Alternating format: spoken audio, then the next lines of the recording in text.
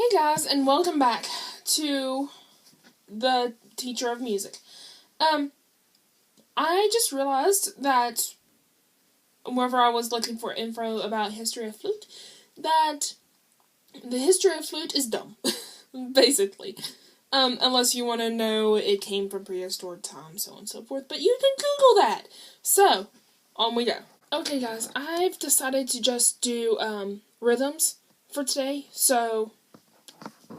Okay, on last video, we talked about whole notes, half notes, quarter notes, and eighth notes, and 16th notes. It's 16th notes. Now, I'm going to teach you how to count those.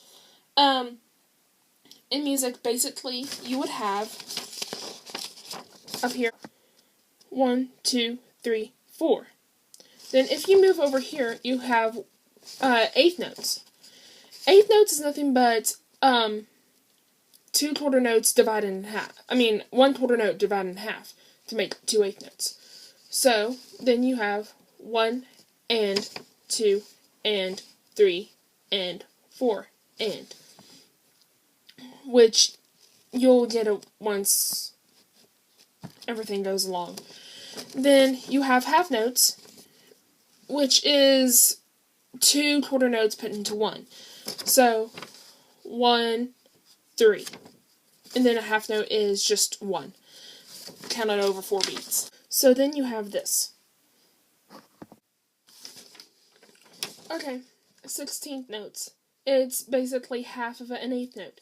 So you have 1 E and a 2 E and a 3 E and a 4 E and da. When you count, I get intimidated by 16th notes. Whenever you count them, don't be intimidated by them, because they're just half of an eighth note. Yes, faster they are, faster the beat rhythm is, faster they are, but you'll be fine with them.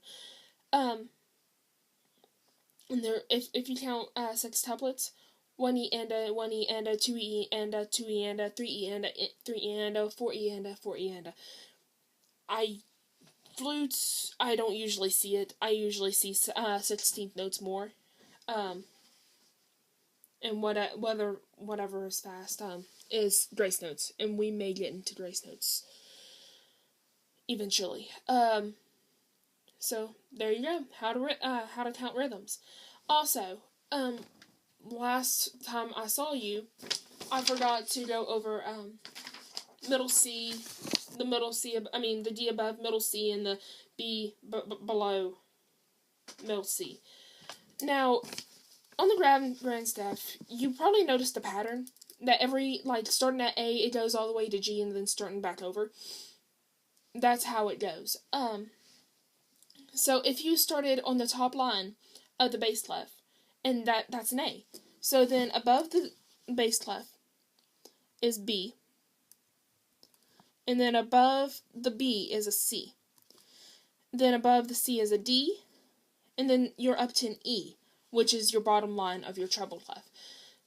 So we just learned the 3 notes between the staff. Now in theory, that doesn't really matter, because if you read clarinet music, they go below the treble clef. They read treble clef, and they go read below the treble clef. They have ledger lines. We'll go into ledger lines once we hit flute some. But they just keep on going. They don't run into bass clef. They don't have to read bass clef. It's good if they read bass clef, but they don't have to read bass clef.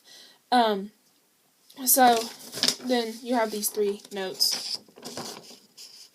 And that's basically how it goes. On piano music, they'll just move it up to the treble clef. So there you go. That's all your notes on the grand staff, which is good. You need to know that eventually. Guys, this feels kind of short, but I'm gonna leave you off for today, because I don't really have much for you. I want to keep the flute stuff together as much as possible. I'll probably have to have multiple videos, but I want to have all the beginning music stuff together and all the flute stuff together. So, if you like this video, subscribe, like, and comment below. and let's play music.